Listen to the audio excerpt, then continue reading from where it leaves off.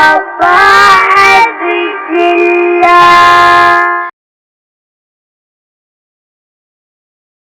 السميع العليم من الشيطان اللعين الرجيم. بسم الله الرحمن الرحيم. الحمد لله الملك الحق المبين المتصابر لعظمته جبابرة الطاغين المتخاذل بكبريائه عطاة المتمردين المعترف بربوبيته سائر الخلق أجمعين. والصلاة والسلام والتحية والإكرام على أشرف النبيين وخاتم المرسلين سيدنا ومولانا أبي القاسم محمد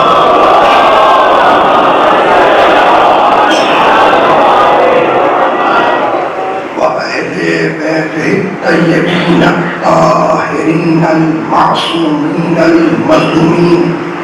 أما بعد، فقد قال الله سبحانه وتعالى في محكم كتابه المبين.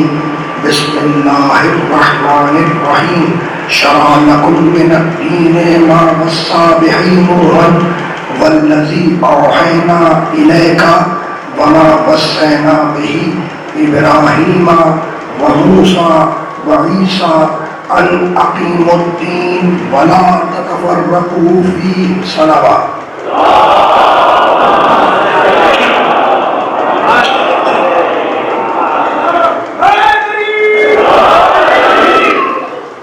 عزیزان محترم، دین اور شریعت کے عنوان سے جس سلسلہ گفتگو کا ہم نے آغاز کیا وہ آج اپنے آخری مرحلے میں داخل ہو رہا ہے۔ میں نے مسلسل آپ کی خدمت میں سورہ شورى کی 42ویں سورہ کی 13ویں آیت کی تلاوت کا شرف حاصل کیا۔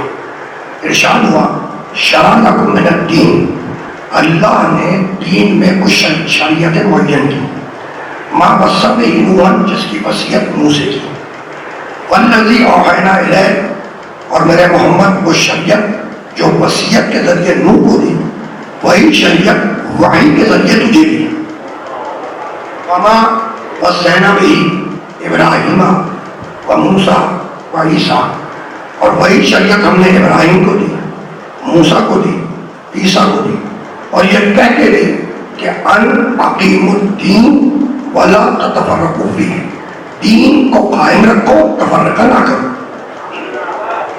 تو شریعتیں ہیں 5۔ آغاز شریعتوں کا حضرت نوح سے، پہلی شریعت حضرت نوح کی، پھر حضرت ابراہیم کی شریعت، پھر حضرت موسیٰ کی شریعت، پھر حضرت عیسیٰ کی شریعت، پھر خاتم النبیین کی شریعت۔ تو شریعتیں کتنی ہو گئی؟ 5 شریعتیں ہیں 5۔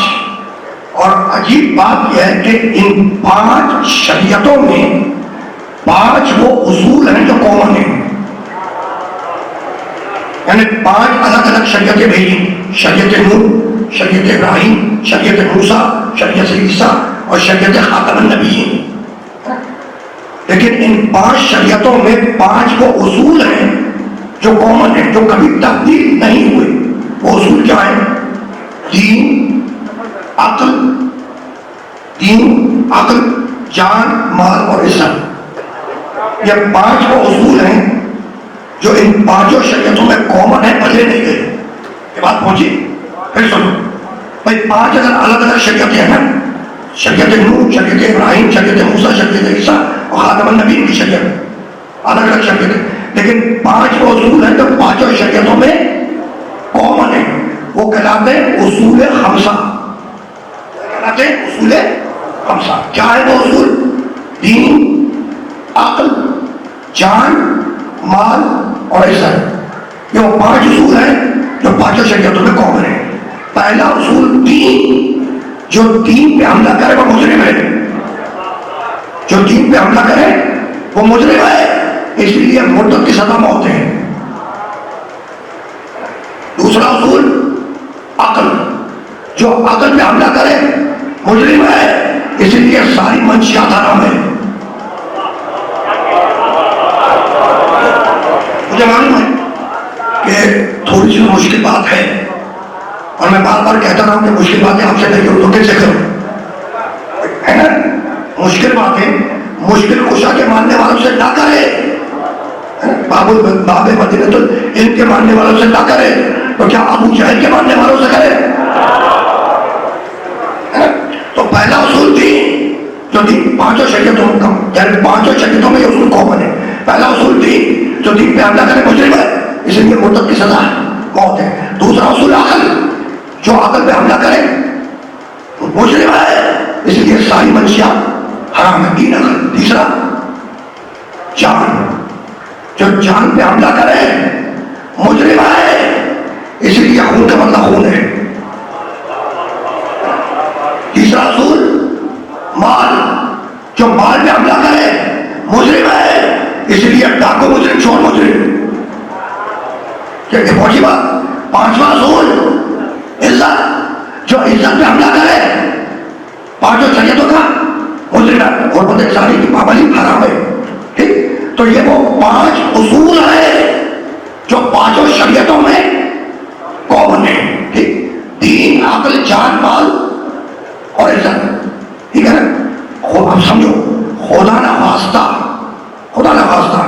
اگر کوئی نماز نہ پڑھے تو شریعت محمد کا مجرم ہے۔ اگر کوئی نماز نہ پڑھے تو شریعت محمد کا مجرم ہے، اور اگر کوئی شراب پی لے تو پانچوں شریعتوں کا مجرم ہے۔ یہ بات پہنچی؟ خدا نہ خواستہ کوئی روزہ نہ رکھے تو شریعت محمد کا مجرم ہے، لیکن اگر کسی کا مال چھین لے تو پانچوں شریعت کا مجرم ہے۔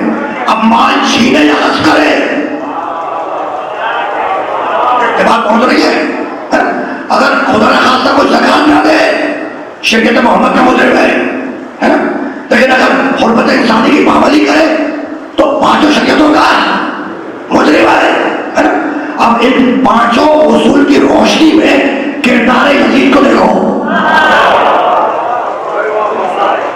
اب ان پانچوں اصول کی روشنی میں دیکھو، یہ تعمیر ہے، اور آج میں تمہیں زبردست سوال کی بہت زیادہ نہیں دوں گا، مختصر گفتگو رہے گی، لیکن یہ تعمیر گزر جائے اس کے بعد چند آیتیں ہادیہ کروں گا اور بہت زیادہ زبردست سوال میں نہیں دوں گا۔ ٹھیک، اب ان پانچوں اصول کی روشنی میں کردار یزید کو دیکھو، دین، عقل، جان، مال اور عزت، جو دین پہ حملہ کرے مجرم ہے، پانچوں شریعتوں کا مجرم۔ جو عقل پہ حملہ کرے پانچوں شریعتوں کا مجرم، جو جان، مال، عزت پہ حملہ کرے پانچوں شریعتوں کا مجرم، ہے نا؟ اب اس اصول خمسہ کی روشنی میں کردار یزید کو دیکھو۔ پہلا اصول دین، جو دین پہ حملہ کرے وہ مجرم ہے، پانچوں شریعتوں کا، ہے نا؟ جب سر حسین آیا دربار میں، ہے نا؟ میں مسائل تک نہیں جا رہا ہوں، سنا۔ جب سر حسین آیا تو یزید نے سر حسین کو دیکھا اور دیکھ کر اس نے ایک شعر پڑھا، کہنے لگا نائبت ہاشموں میں ملک غلام خبر جا والا وحی نظر، ہے نا؟ بنی ہاشم نے حکومت کے لیے ایک ڈھونڈنا چاہا تھا، ورنہ نہ کوئی کتاب آئی، نہ فرشتہ آیا، نہ رسول آیا، ہے نا؟ دین کا مجرم آیا نہیں بھائی، دین کا مجرم آیا نہیں، ہے نا؟ دوسرا اصول عقل، تاج پہ سر حسین رکھا ہے نا؟ سیلانیاں بھائی جانیں کھڑی ہے، شراب کے نشے میں تھا، عقل کا مجرم آیا نہیں بھائی، عقل کا مجرم ہوا ہے نہیں، ہوا نا؟ دو اصول۔ تیسرا اصول جان، بچوں کو ذبح کرایا، مردوں کو ذبح کیا کربلا میں، جان کا مجرم آیا نہیں، تین اصول۔ چوتھا مال، شام غریبہ میں مال لوٹا، مال کا مجرم آیا نہیں۔ پانچواں عزت، سیلانیوں کے سر سے چادریں کھینچی، عزت کا مجرم آیا نہیں، تو پانچوں شریعتوں کا مجرم آیا نہیں، ہے نا؟ اگر یزید کی سیرت چل جاتی تو پانچوں شریعتیں تباہ ہو جاتی ہے۔ حسین اٹھے اور یزید سے ٹکرا گئے اور پانچوں شریعتوں کو بچا لیا، تو اب تو مانو کہ حسین وارث آدم بھی ہے، وارث نوح بھی ہے، وارث ابراہیم بھی ہے، وارث موسیٰ بھی ہے، وارث عیسیٰ بھی ہے، وارث محمد بھی ہے۔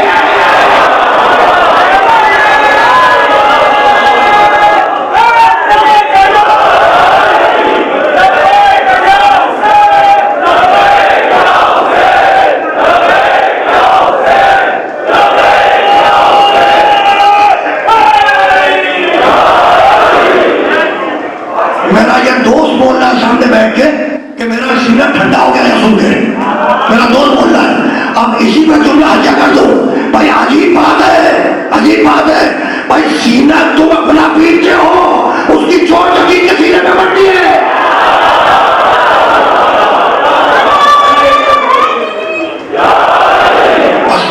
بس رکنا نہیں ہے.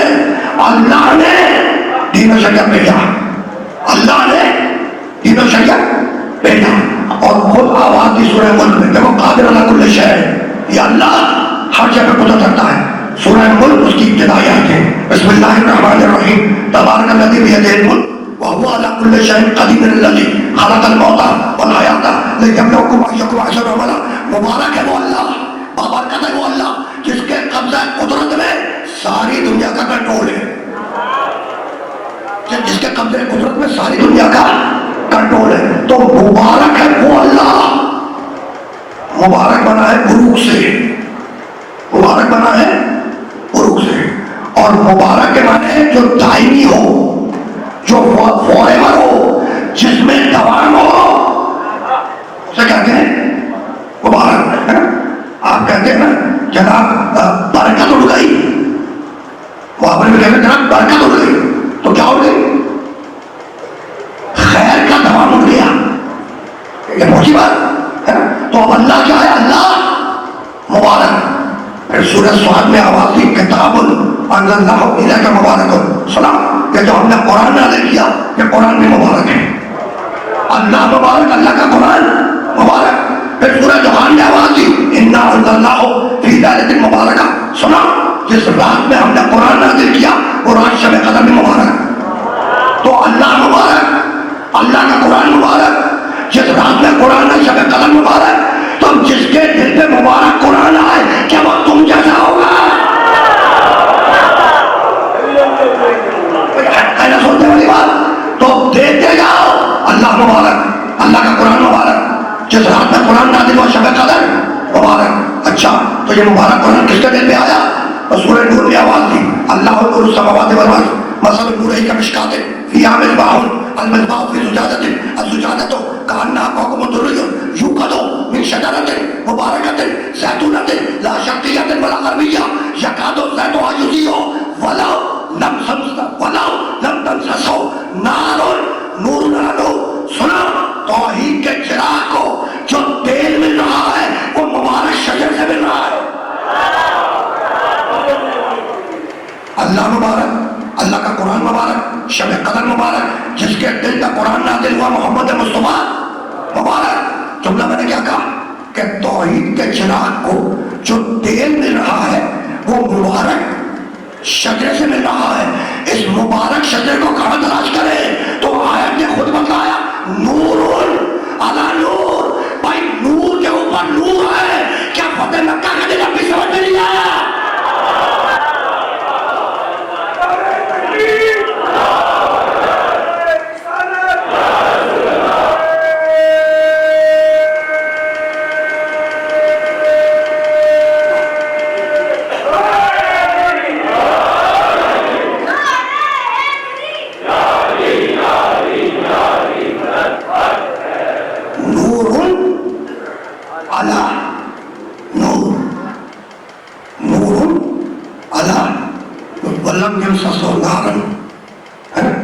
اگر درمیان میں نار نہ آئے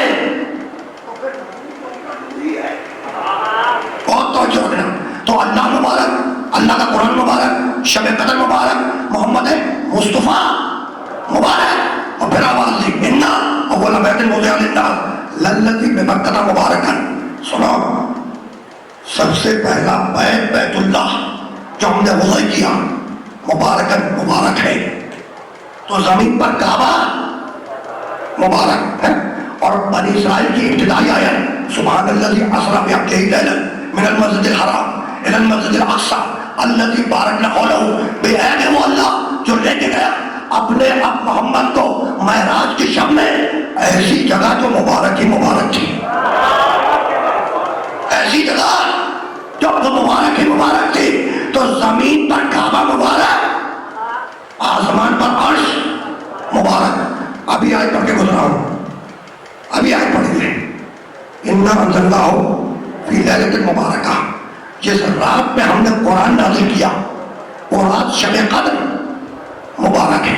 پڑھیے نا رات شب قدر مبارک. معراج والی آیت میں کیا کہتا ہے کہ لے کے گیا اپنے آپ محمد کو معراج کی شب میں ایسی جگہ بارک نہ ہو جو مبارک ہی مبارک تھی. اب میں جملوں کو بدل دوں. قرآن آسمان سے زمین پر آئے رات مبارک ہو جائے, میرا محمد زمین سے آسمان پر جائے عرش مبارک ہو جائے. ایسا ہے نا. تو اللہ مبارک, اللہ کا قرآن مبارک, شب قدر مبارک, محمد مصطفیٰ مبارک, زمین پہ کعبہ مبارک, آسمان پر عرش مبارک, اور مبارک کی ضد ہے منحوس. مبارک کی ضد اپوزٹ الٹ منحوس. جیسے دن کی ضد ہے رات, رات کی ضد ہے دن, ہے نا.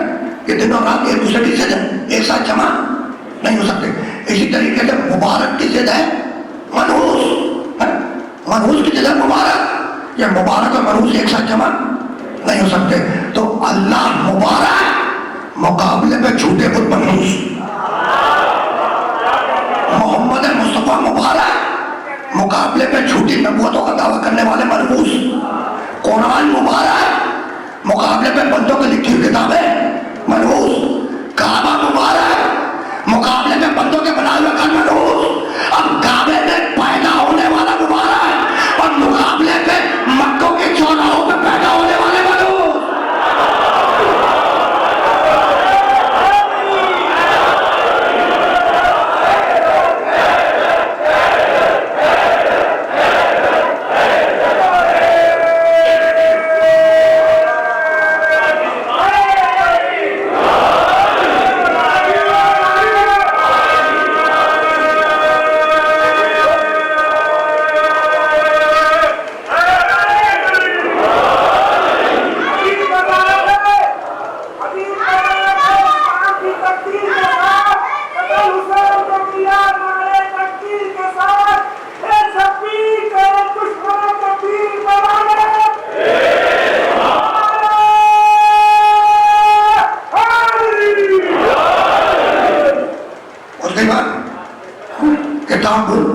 انزلناہ الیک مبارک.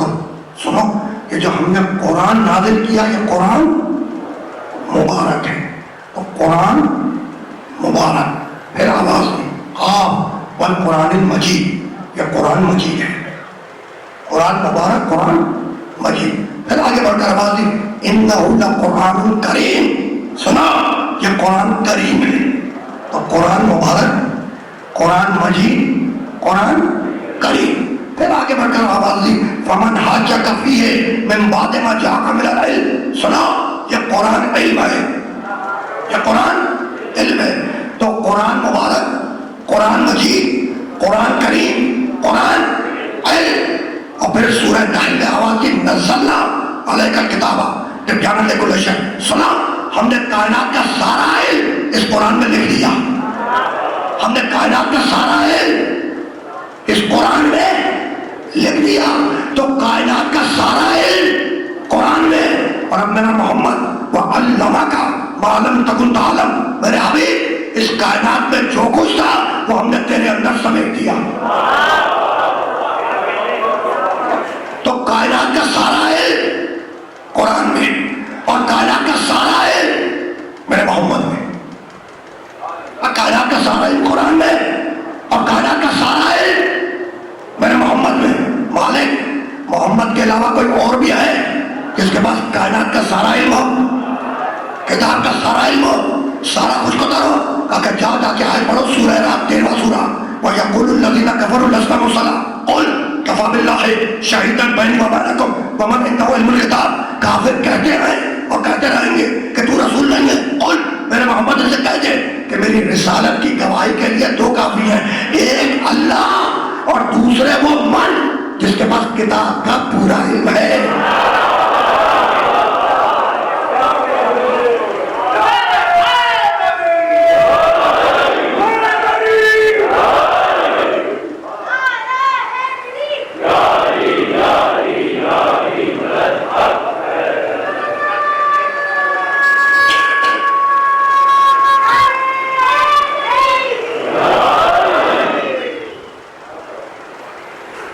کے علاوہ کوئی اور بھی ہے جس کے پاس کتاب کا پورا علم، کائنات کا پورا علم؟ کیا آیت پڑھو، وَيَقُولُ الَّذِينَ كَفَرُوا لَسْتَ مُرْسَلًا، کافر کہتے ہیں اور کہتے رہیں گے لست مرسلا، کہ تو رسول نہیں ہے۔ قل، میرے محمد ان سے کہہ دے، کیا کہہ دے؟ کفا باللہ، کیا کہہ دے؟ کفا باللہ، کہ تیری رسالت کے لیے تو کافی، کفا باللہ، ایک اللہ، اور دوسرا محمد عنده علم الکتاب، اور دوسرا وہ جس کے پاس کتاب کا پورا علم ہے۔ کفا باللہ، ایک اللہ کافی ہے، کفا باللہ، اور دوسرے وہ محمد عنده علم الکتاب، جس کے پاس کتاب کا پورا علم ہے۔ تو کفا باللہ، اللہ کافی ہے نا؟ تو اللہ خود آیا گواہی دینے، بھائی اللہ خود آیا گواہی دینے، نہیں آیا تو کیسے کہتے ہیں کہ اللہ کافی ہے؟ پھر اللہ کی طرف سے گواہی کیا ہوئی؟ تو اللہ کی طرف سے گواہی ہے اس کی کتاب قرآن مجید، اللہ کی طرف سے گواہی ہے اس کی کتاب قرآن مجید۔ تو مالک جب تیری گواہی قرآن مجید ہے تو کہہ دے کہ گواہی کے لیے کتاب کافی ہے، کہا سب کچھ کہوں گا لیکن تنہا کتاب کو کافی نہیں کہوں گا، کہیں یہ لفظ مس یوز نہ ہو جائے۔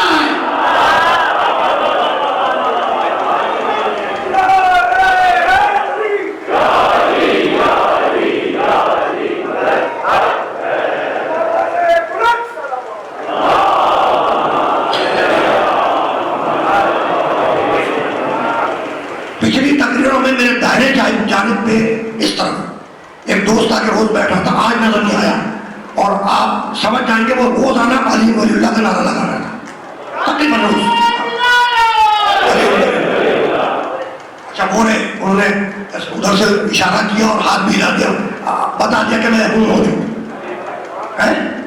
اور بتایا بھی ولایت کے نعرے سے، کسی اور نعرے سے نہیں، ہے نا؟ پہچان بھی یہی ہے اور واقعہ ایسا ہے۔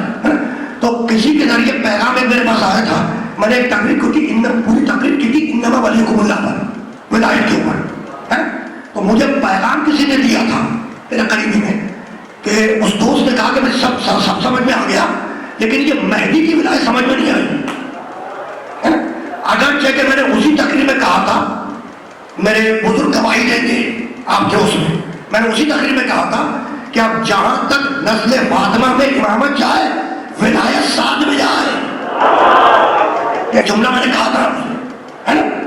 لیکن اب مہدی کی ولایت سمجھ میں نہیں آئی تو ایک جملے میں سمجھا رہا ہوں، ایک جملے میں، اور اسی کو مخاطب کر رہا ہوں دوست کو، اور توجہ کر رہا ہوں، ٹھیک؟ مہدی کی ولایت ابھی سمجھ میں آ گئی۔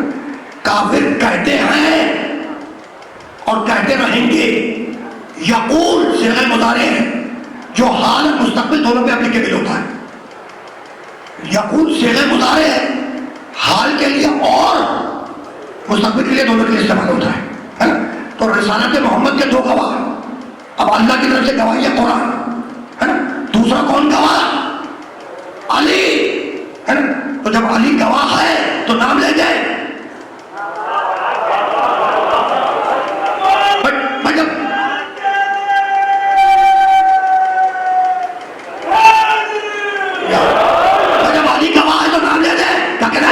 ہر زمانے میں گواہ بدل کے جائیں گے، اگر نام لے دوں گا تو گواہی کہیں پر رک جائے گی۔ تو بہت توجہ رکھنا، مہدی کی ولایت کی سمجھ میں آئی ایک جملے میں، ٹھیک؟ تو اب پھر سنو، یقول کافر کہتے ہیں کہ تو رسول نہیں ہے، کہتے ہیں کہ تو رسول نہیں ہے، گواہی کے لیے قرآن سامنے آ گیا، علی چلے گئے، ہو گئی گواہی پوری تو، ہے نا؟ اب کافر کہتے رہیں گے، کافر کہتے رہیں گے۔ اچھا تو کیا دنیا سے کافر ختم ہو گئے؟ سوال ہے، کیا دنیا سے کافر ختم ہو گئے؟ نہیں بھائی۔ تو اب 1447 ہجری میں اگر کوئی کافر کسی کورٹ میں رسالت محمد کو چیلنج کر دے، سنو بھائی مہدی کی ولایت آ گئی، اگر 1447 ہجری میں کسی انٹرنیشنل کورٹ میں کوئی کافر میرے نبی کی ولایت، میرے نبی کی نبوت کو چیلنج کر دے، تو گواہی تمہیں چاہیے تو ایک گواہی قرآن، وہ تو سب ہاتھ میں تھام کے مسلمان لے جائے گا بھائی، ایک گواہی قرآن مسلمان اپنے ہاتھ میں لے کے چلا جائے گا، اور گواہی مکمل نہیں ہوگی جب تک دو نہ ہو. تو جب دوسری گواہی نہ ملے تو ہمارے پاس آنا, ہم بتائیں گے کہ وہ دوسرا گواہ کون ہے. اسی لیے زیارت میں کہتے ہیں کہ السلام علیکہ یا شریک القرآن, اے وہ جو رسالت کی محبت کی گواہی میں قرآن کے ساتھ شریک ہے.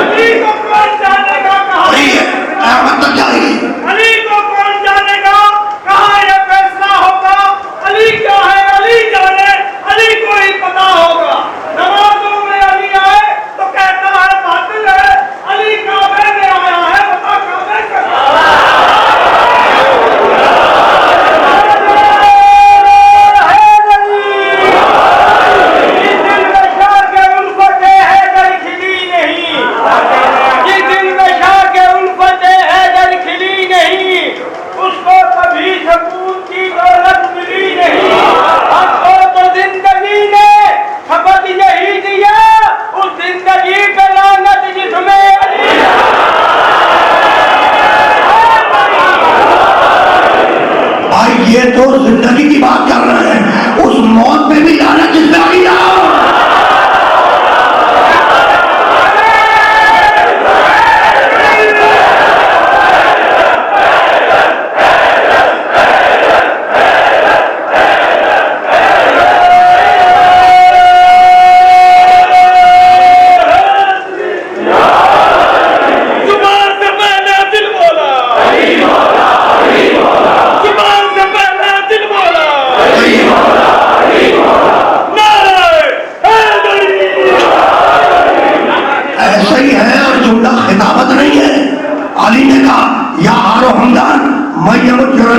جو مرے گا جب مرے گا جہاں مرے گا علی کو دیکھے گا. تو بھائی جب قبر میں موت کے وقت مشکل ہوگی تو مشکل کشا علی آئیں گے نہیں آئیں گے؟ بھائی آئیں گے یا نہیں آئیں گے؟ بھائی تم کہہ رہے ہو کہ آئیں گے, لیکن ملا کہہ رہا ہے کہ اس قبر پر تختہ ہے, علی جائیں گے تو کیسے جائیں گے؟ تو مجھے نہیں معلوم کہ علی تختے کو اٹھا کے کیسے جائیں گے, لیکن جس علی کو کعبے کی دیوار نہ روک سکی اسے ملا کی قبر میں تختے.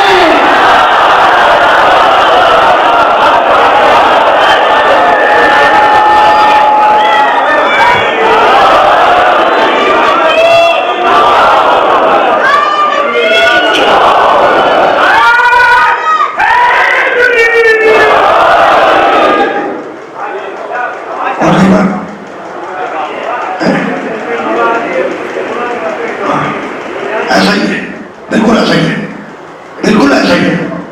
اچھا دیکھو بھائی, یہ ذکر علی آیا, ذکر علی آیا اور تم نے علی علی کا شور بند کر دیا. ذکر علی آیا اور تم نے علی علی کا شور بلند کر دیا. یہی تمہارے باشعور ہونے کی علامت ہے. اب میں بے شعوروں کو کیا جواب دوں؟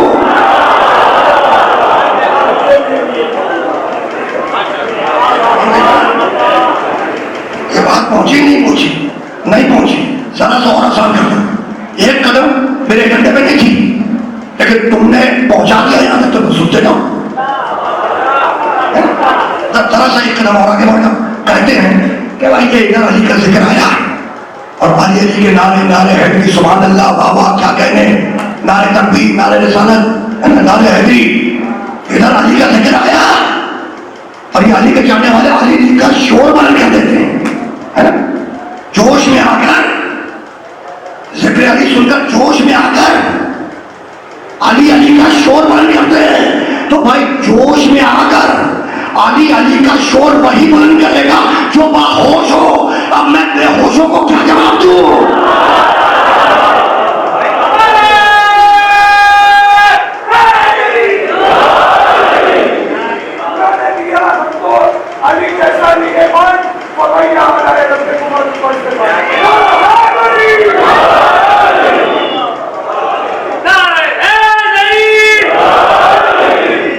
اور تم اللہ کی سورہ رحمان فبأي آلاء کرو ترجمہ. اور نعمتوں کو جھٹلاؤ. وہ کون کون سی ہے؟ اور علی بن ولی اللہ کے بعد آئی الیوم اکملت لکم دینکم واتممت علیکم نعمتی.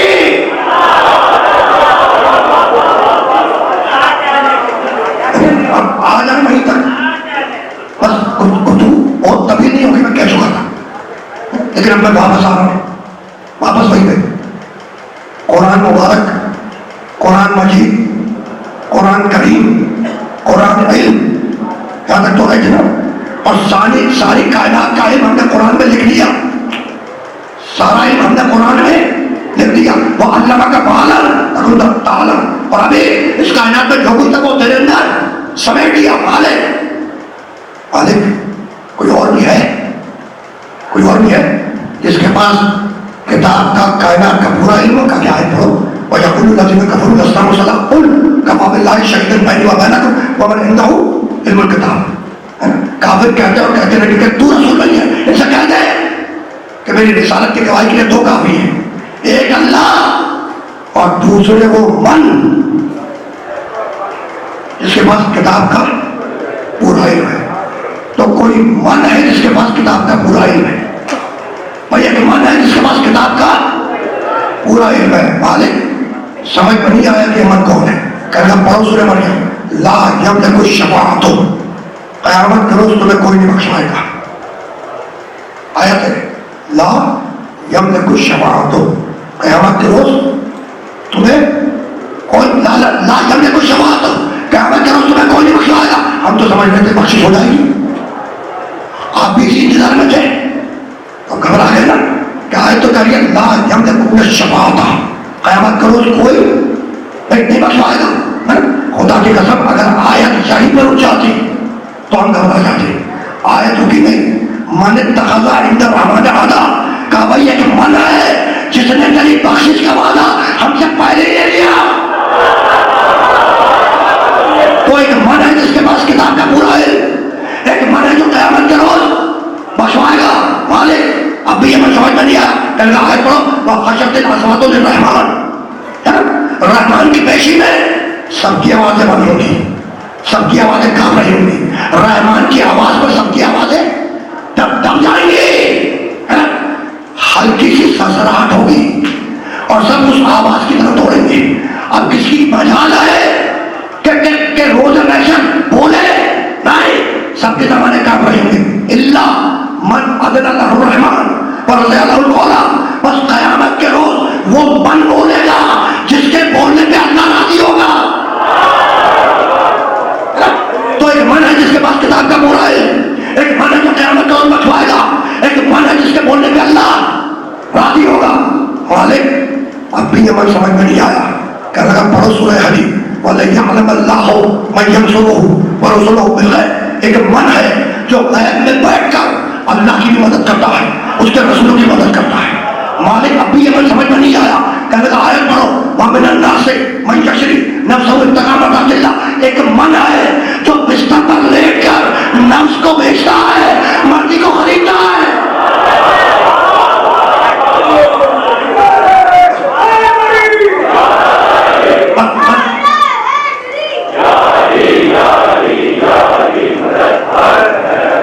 ایک من ہے جس کے پاس کتاب کا پورا علم ہے.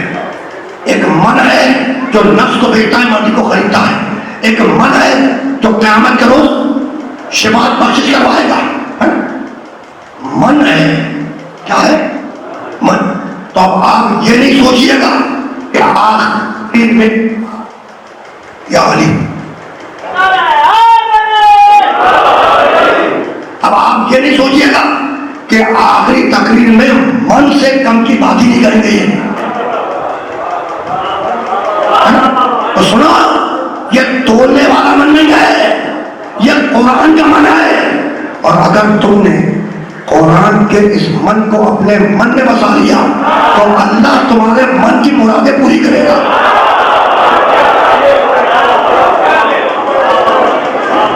بس میں پہنچ گیا، میں پہنچ گیا تو مجھے لے کے آ گیا وہاں تک. ٹھیک ہے نا؟ ایک من ہے جس کے پاس کتاب کا پورا ہی، ایک من ہے جو قیامت کا روز بخشوائے گا، ایک من ہے جس کے بولنے پہ اللہ راضی، ایک من ہے جو بستر پر لیٹ کر نفس کو بیچتا ہے، مرضی کو خریدتا ہے، ایک من ہے جو غیب میں بیٹھ کر اللہ کی بھی مدد کرتا ہے، اس کے رسولوں کی مدد کرتا ہے۔ مالک اپنی کراچی کے مومنوں کو، تیرا یہ من سمجھ میں نہیں آیا، کہا خاموش، میرے محمد کراچی کے مومنوں کو کھلے میدان میں لاؤ اور من سمجھا لو، من کن تو مولا ہو فہذا مولا۔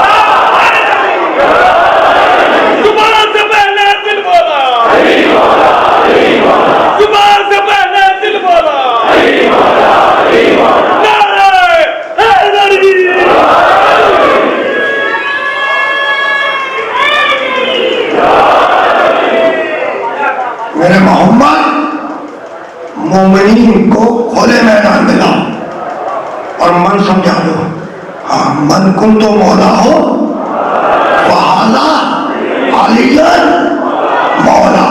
کون سا میدان؟ غدیر کا میدان، غدیر کا میدان۔ بچوں کے لیے جملہ آسان کر دو، ٹھیک ہے نا بیٹا؟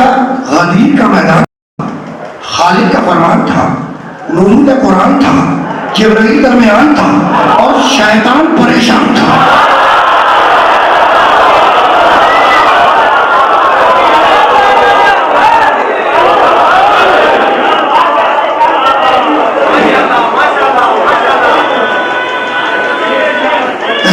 آج تک میرے دوست نے کہا کہ آج تک پریشان ہے، فقط وہاں پریشان نہیں تھا، یعنی علی ولی اللہ کا اناؤنسمنٹ ہونے والا ہے اور شیطان پریشان ہے۔ کیوں پریشان ہے؟ اگر میں علی ولی اللہ کا منکر ہوتا تو تمہیں بتا دیتا، اور میری ملاقات ہوئی اس سے کبھی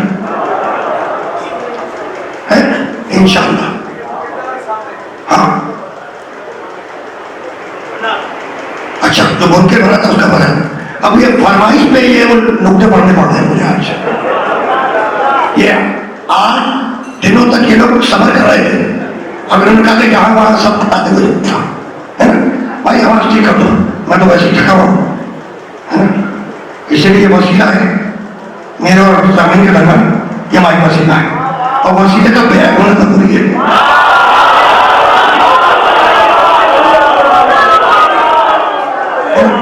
ورنہ پیغام ٹھیک سے پہنچ نہیں سکتا، ٹھیک ہے نا؟ اب سب جانتے ہیں، اب انہوں نے کہہ دیا تو جملہ سن لو، ایک کمال ہے، لیکن اس سے پہلے جملہ سنو، اس سے پہلے جملہ سنو۔ نماز کا حکم آیا، نماز کا حکم آیا، نبی نے مجمع جمع کر کے اناؤنسمنٹ نہیں کیا۔ اقیم الصلاۃ حکم آیا، مجمع جمع کر کے اناؤنسمنٹ نہیں کیا۔ اگر زکات کا حکم آیا، لوگ ملتے گئے، نبی بتلاتے گئے، مجمع جمع کر کے اناؤنسمنٹ نہیں کیا۔ کتب علیکم الصیام، روزے کا حکم آیا، مجمع جمع کر کے روزے کا اناؤنسمنٹ نہیں کیا۔ یہ تو سمجھا نا؟ نماز کا حکم آیا، مجمع جمع کر کے اعلان نہیں کیا۔ روزے حج زکات کا حکم آیا، مجمع جمع کر کے اناؤنسمنٹ نہیں کیا، لوگ ملتے گئے، بتلاتے گئے۔ جب علی کی ولایت کا حکم آیا تو مجمع کر کے بیان کیا، مجمع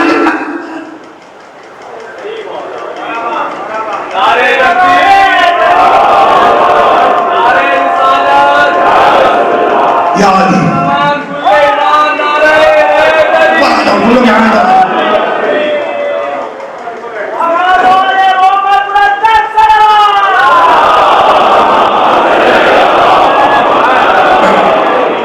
یہ بات پہنچی کہ نماز ہو جا،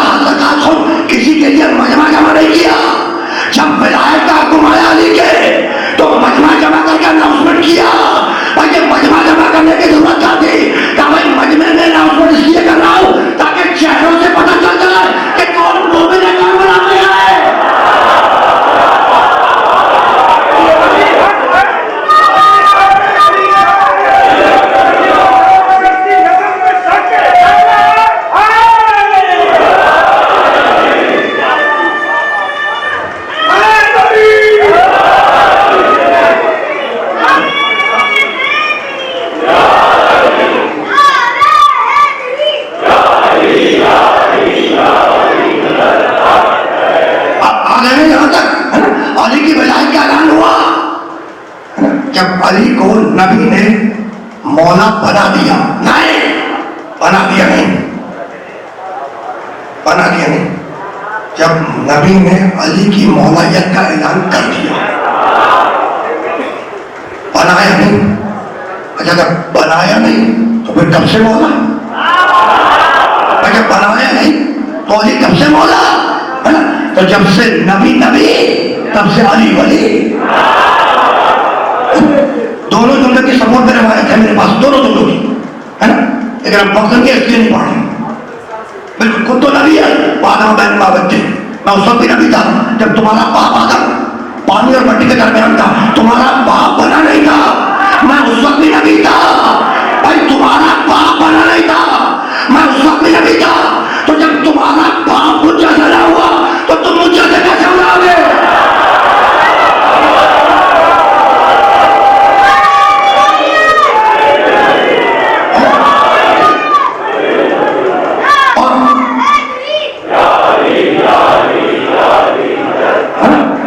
اور اس حدیث کے کانٹیکس میں جا کے دیکھیں نا، جب نبی نے تکرار کی خود تو نبی ہے، خود تو نبی ہے، خود تو نبی ہے، سامعین گھبرا گئے کہ نبی ایک ہی بات کو دوہرائے جا رہے ہیں. اتنے میں علی کا دروازہ کھلا، مسجد میں داخل ہوئے.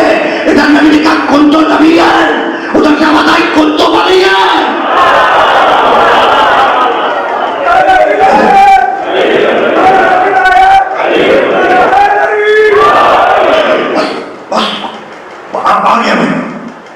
آ گیا اس شخصیت تک میں پہنچ گیا،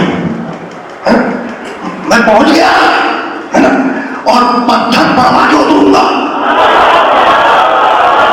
علی کے دشمن پر، علی کے دشمن پر سنگاری کروا کے اتروں گا. اللہ بھی عجیب کریم اور شان والا اللہ ہے. اللہ بھی عجیب شان والا اللہ ہے. کبھی امامت سمجھانے کے لیے پتھر برساتا ہے،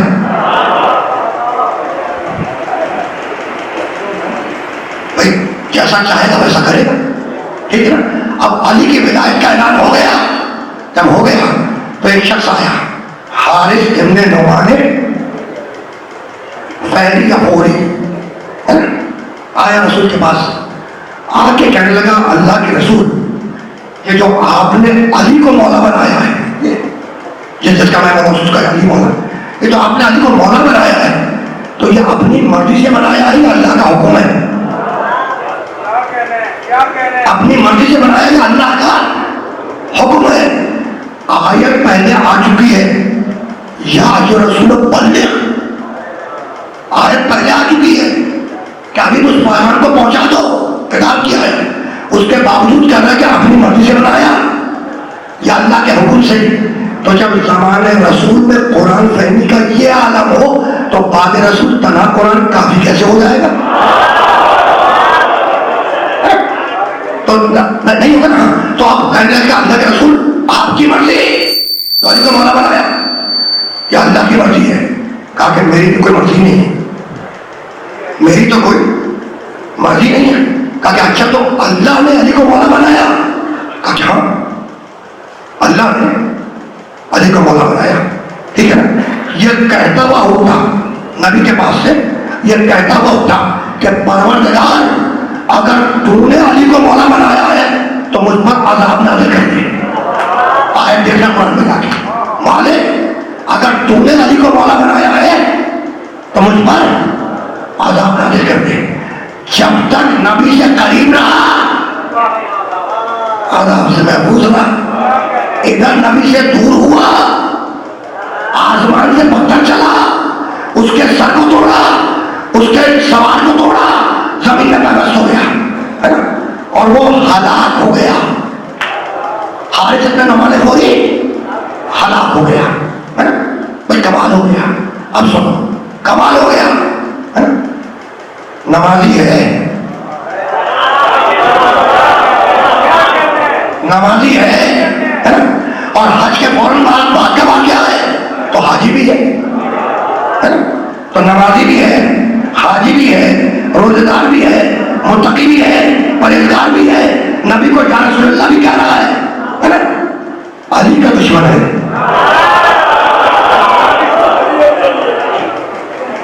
और आसान कर दूं, तौहीद को मान रहा है, ला इलाहा इल्लल्लाह कह रहा है, रसूल को रसूल मान रहा है, नबी तो कहा या रसूल अल्लाह, है ना? तो तौहीद को भी मान रहा है, नबूवत को भी मान रहा है, नमाज भी पढ़ रहा है, रोजा भी रख रहा है, हाजी भी है ना? ज़कात भी निकालता है, बस अली का दुश्मन है। हशर तुम्हारे सामने है, हशर उसका तुम्हारे सामने है कि अल्लाह ने पत्थर का अज़ाब नाज़िल कर दिया। किसका अज़ाब नाज़िल किया? पत्थर का। तो मालिक को भी आई पढ़ के बताओ, मालिक तू तो कादिर अला कुल्ल शै है, वाह अला कुल्ल शै कादिर, अभी आई पढ़ी ना सूरह मुल्क की। तो परवरदिगार तू तो हर शय पे कादिर है? जमीन को हुक्म देता, जमीन फटती और दुश्मन अली जमीन के अंदर दफन हो जाता जिंदा। ऐसा तो नहीं हुआ है? अच्छा, उसके पूरे बदन में आग लगा देता कि वो जल के मर जाता, अली का दुश्मन। ऐसा भी नहीं हुआ है? और जब माले हवा में मजा में कोई तलवार बुलंद होती, उसकी गर्दन उड़ा देती, ऐसा भी नहीं हुआ। हमारे के पत्थर का अज़ाब क्यों? परवरदिगार ये पत्थर का अज़ाब क्यों? कहा भाई यही तो बताना है कि जो अज़ाब हमने दुश्मन काबा के लिए रखा, वही दुश्मन गोलू के काबा के लिए रखेंगे।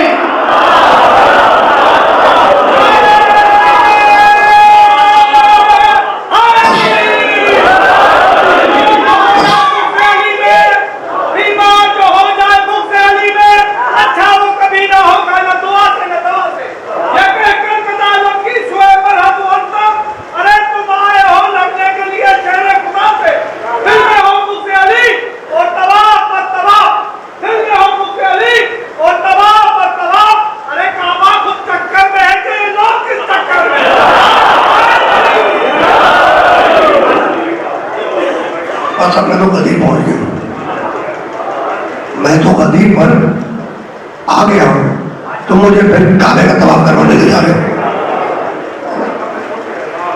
अच्छा छोड़ो, ये गदीर वाला मौला, गदीर वाला मौला ये पैदा कहाँ हुआ? काबे में है? और दीवार टूटी थी अली के लिए, अली की मां बच्चे से दीवार टूटी, अंदर गई, दीवार वापस में गई, अली की विलादत हो गई। ठीक है, तो किसी और के लिए तो नहीं टूटी है ना? लेकिन दरवाजा तो खुला है और चाबियां तुम्हारे पास है। दरवाजा खुला है, चाबियां तुम्हारे पास है ना? तो किसी मोहतरम खातून के बच्चे की विलादत काबे में करवा दो। भाई तुम तो 1400 बरस से यही करते रहे हो कि जो अली की फजीलत थी वो दूसरों पे ले जाके लगा दी है ना? अब इस फजीलत को क्यों छोड़ा हुआ है ना? पर इस फजीलत को क्यों छोड़ दिया तुमने? चाबियां तुम्हारे पास है ना? किसी मोहतरम खातून की बच्चे, किसी मोहतरम खातून के बच्चे की विलादत काबे में करवा दो। भाई सोच लगा के चाबी तो मिलती है ना, लोग काबे दरवाजे से तो जाते हैं ना, तो दरवाजा खुलवाओ, ताला करवा दो किसी की विलादत। कहने लगे तुम्हें नहीं मालूम बच्चे की विलादत, तुम्हें बच्चे की विलादत नहीं मालूम? अरे क्या बता रहे? कहने लगे पैदा करने वाली मां नजिस, पैदा होने वाला बच्चा नजिस, वो जगह नजिस जिस जगह पे पैदा हो, है ना? तो काबा है पाक, मुसलमान औरत का बच्चा ही क्यों ना हो काबे में पैदा नहीं हो सकता। तो जब मुसलमान औरत का बच्चा काबे में नहीं पैदा हो सकता, तो किसी काफिर का बच्चा काबे में कैसे आएगा?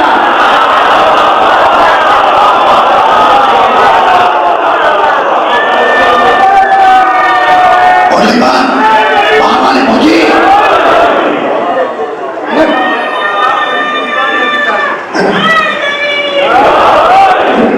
नाउज़ुबिल्लाह मिन ज़ालिक। कहते हैं कि अली के बाप अबू तालिब ने कलमा नहीं पढ़ा, हमें गवाही नहीं मिलती, हमें गवाही नहीं मिलती, यानी हमें गवाह बना के खुद ही पढ़ा है ना? तो देखो इस्लाम में आदिल की गवाही काबिल कबूल है, فاسق بھی نہیں. بس گفتگو اس مرحلے پر اختتام پذیر ہو رہا ہے نا.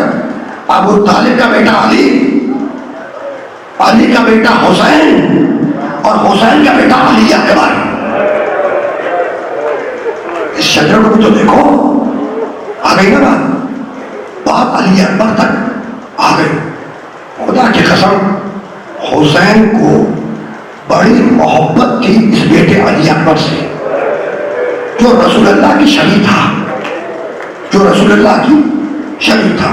اور مدینے والے کی خواہش ہوتی، مدینے والوں کی، کہ رسول کی زیارت ہو جائے تو حسین کے پاس آ کے کہتے، گزارش کرتے کہ ذرا سا علی اکبر کو بھیج دیں تاکہ ہم شفیع رسول کی زیارت کر دیں. بڑی محبت تھی حسین کو اکبر سے، عجیب محبت تھی. جانتے ہو 11 محرم کو سیلانیوں کے سروں سے چادریں کھینچی گئی تھی، اور وہ جو شہید ہوئے ان کے سروں کو نوکے نیزہ پہ بلند کیا گیا تھا. جس نیزے کے اوپر میرے مولا حسین کا سر تھا وہ خولی نامی ایک ظالم کے ہاتھ میں تھا، خولی. اور جس نیزے کے اوپر علی اکبر کا سر تھا وہ حسین ابن نمیر نامی ایک ظالم کے ہاتھ میں تھا. خولی کہتا ہے کہ جب قافلہ چلا ہے 11 محرم کو تو میں نے پورے راستے یہ محسوس کیا کہ جدھر جدھر اکبر کا سر مڑتا تھا حسین کا سر خود بخود اس کے پیچھے پیچھے مڑ جاتا تھا. کتنی محبت تھی حسین کو اکبر سے. خولی کی زوجہ کا نام ہے سالویہ. یہ آل محمد سے محبت کرتی تھی. جب علی کوفے میں تھے تو سالویہ شہزادی زینب کے پاس قرآن سیکھنے آیا کرتی تھی. علی کی شہادت ہوئی، آل محمد نے طے کیا کہ مدینے واپس جائیں گے. جب جا رہے تھے تو سالویہ آئی شہزادی زینب کے پاس اور کہا کہ شہزادی آپ جا تو رہی ہیں لیکن وعدہ کیجئے کہ جب بھی کوفے آنا ہوگا تو میرے گھر ضرور تشریف لائیں گے. کہا کہ سالویہ اگر آنا ہوا تو بھیا حسین کے ساتھ آنا ہوگا، تو جا کر حسین سے وعدہ دے. سالویہ حسین کے پاس آئی، کہا فرزند رسول آپ جا تو رہے ہیں لیکن وعدہ کیجئے کہ جب بھی کوفے آئے تو میرے گھر مہمان ضرور آئیں گے. حسین نے کہا کہ سالویہ میں وعدہ کرتا ہوں کہ ایک دن تیرے گھر مہمان آؤں گا، لیکن سالویہ ایک شرط ہے اور وہ شرط یہ ہے کہ تو اس وقت مجھے پہچان لے. حسین نے 28 رجب کو مدینہ چھوڑا.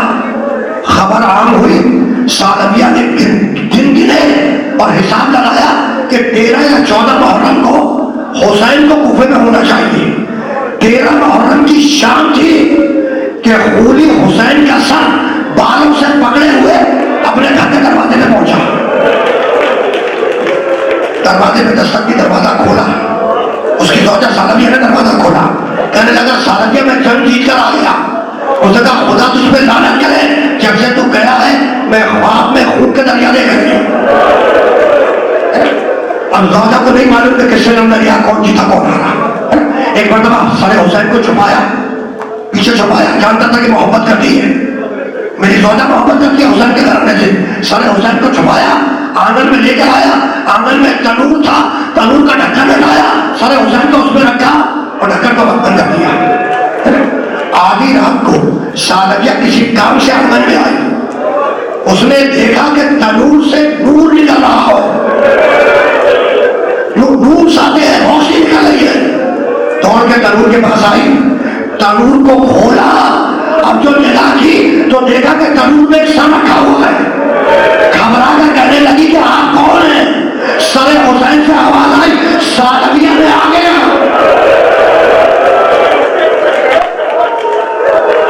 سالویہ میں آ گیا. اب سالویہ نے پہچانا اور چیخ مار کے روئی. اس کی چیخ سے خونی اٹھا، آیا سالویہ کا ہاتھ تھاما، کھائشتا ہوا لے کے گیا ایک حجرے میں، اس کو بند کر دیا. اور وقفے سے خودی آنگن میں آتا، تنور کو ہٹاتا، سر حسین کو دیکھتا، واپس چلا جاتا. جب تیسری مرتبہ خولی شہر میں آیا اور تابوت کو کھولا تو دیکھا کہ سر حسین موجود نہیں ہے۔ اس نے کچھ نہیں سوچا، ننگے پاؤں دوڑتے ہوئے حسین ابن نبی کے گھر پہ گیا جس کے پاس علی